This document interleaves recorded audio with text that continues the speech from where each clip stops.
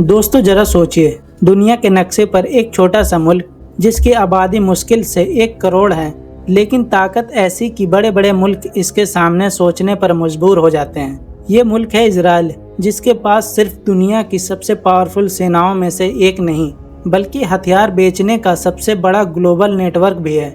Gaza में जंग जारी है, ईरान के साथ तनाव चरम पर है, बॉर्डर पर हर रोज धमाके और गोलियों की आवाज़ें गूंजती हैं। लेकिन इसी बीच इजराइल ने 2024 में ऐसा काम कर दिखाया जिसने दुनिया को हैरान कर दिया। जी हाँ, जंग के बावजूद इस मुल्क ने रिकॉर्ड 14.7 अरब डॉलर यानी करीब 1.23 लाख करोड़ रुपए के हथियार बेच डाले। ये आंकड़ा इतना बड़ा है कि कई मुल्कों का पूरा सालाना डिफेंस बजट भी इसके बराबर नहीं है। और हैरानी की बात यह है कि इस कारोबार का आधा हिस्सा सिर्फ यूरोप ने खरीदा।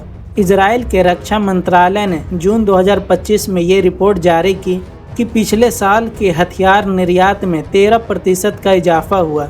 2023 की तुलना में ये करीब 1.3 अरब डॉलर ज़्यादा है और ये लगातार चौथा साल है जब इजराइल ने नया रिकॉर्ड बनाया। यूरोप इस कारोबार का सबसे बड़ा खरीदार रहा, जिसने कुल एक्सपोर्ट का 54% हिस्सा लिया, यानी लगभग 8 अरब डॉलर। पिछले साल ये हिस्सा सिर्फ 35% था। ये उछाल बताता है कि यूरोपीय मुल्कों का भरोसा किस कदर इजराइल के हथियारों पर बढ़ गया है। सबसे ज़्यादा डिमांड रही आयरन डोम कंपाउंडमेंट और एयर डिफेंस सिस्टम की।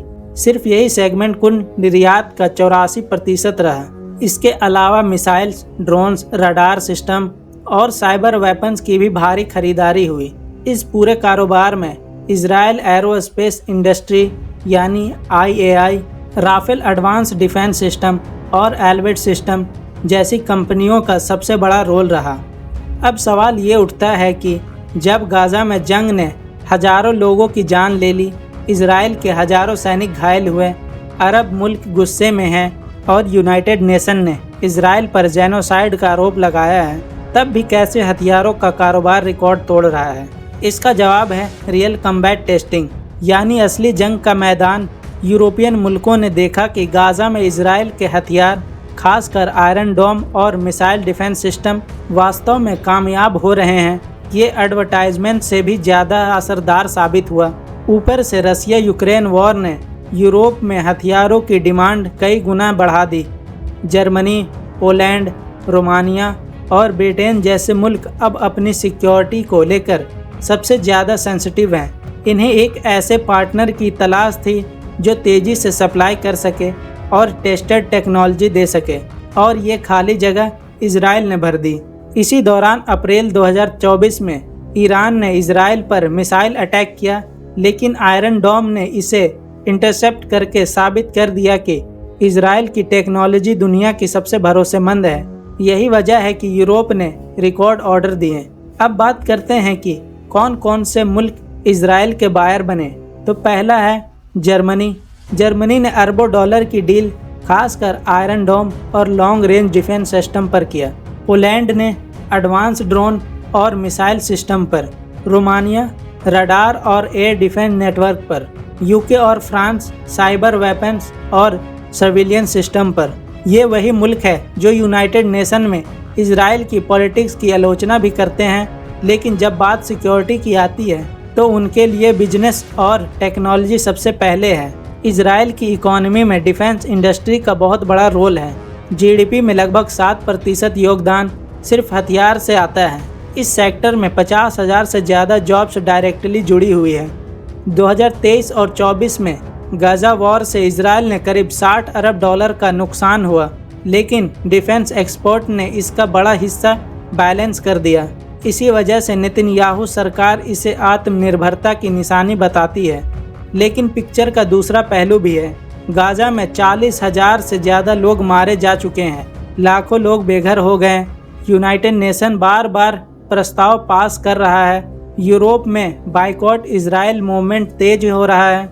अरब कंट्रीज़ में गुस्सा बढ़ रहा है। कई यूरोपीय नेताओं ने चेतावनी दी है कि अगर गाजा संघर्ष नहीं रुका तो वो इजराइल के साथ डिफेंस ट्रेड में कटौती करेंगे। लेकिन ग्राउंड रियलिटी ये है कि अभी तक किसी बड़े मुल्क ने हथियारों पर सीधा प्रतिबंध नहीं लगाया। सबसे बड़ा सवाल यही है कि क्या जंग के बीच हथियारों का बिजनेस जायज़ है? क्या 40,000 लाशों के ऊपर खड़ा होकर प्रॉफिट कमाना इंसानियत है? इजराइल का कहना है कि उसका मकसद सिर्फ सेल्फ डिफेंस और सिक्योरिटी है, लेकिन आलोचकों का कहना है कि ये सिर्फ वॉर इकोनॉमी है, यानी जितना ज़्यादा टकराव उतना ज़्यादा हथियारों का डिमांड और उतना ज़्यादा मुनाफा। एक्सपर्ट मानते हैं कि ये ट्रेंड फ्यूचर में और ख़तरनाक हो सकता है। अगर मिडिल ईस्ट में सऊदी अरब, ईरान और यूएई भी आर्म रेस में उतरते हैं तो पूरा इलाका परमानेंट कॉन्फ्लिक्ट जोन बन जाएगा। एशिया और अफ्रीका में इजराइल ऑलरेडी नए मार्केट ढूंढ रहा है, खासकर इंडिया, वियतनाम, फिलीपींस और कुछ अफ्रीकन कंट्रीज उसकी लिस्ट में है। दोस्तों ज़रा सोचिए, एक तरफ गाजा के मलबे में दबे बच्चों की चीखें और दूसरी तरफ यूरोप की चमकदार सैन्य प्रदर्शनियां में इजराइल ने हथियारों की वाहवाही हो रही है। क्या ये जीत उस छोटे मुल्क की है जिसने अपने दुश्मनों को लड़ते लड़ते पूरी दुनिया का अपना कस्टमर बना लिया, या फिर ये हार इंसानियत की है जो हथियारों की आवाज़ में चीखें सुन ही नहीं पा रही?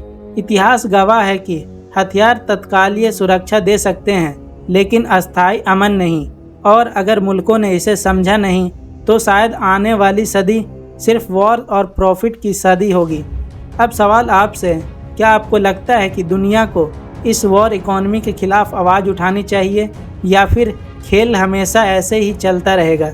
अपनी राय हमें कमेंट में ज़रूर बताइए, और अगर आपको ये वीडियो पसंद आया हो तो इसे लाइक करें, अपने दोस्तों के साथ शेयर करें और हमारे चैनल को सब्सक्राइब करना मत भूलिए।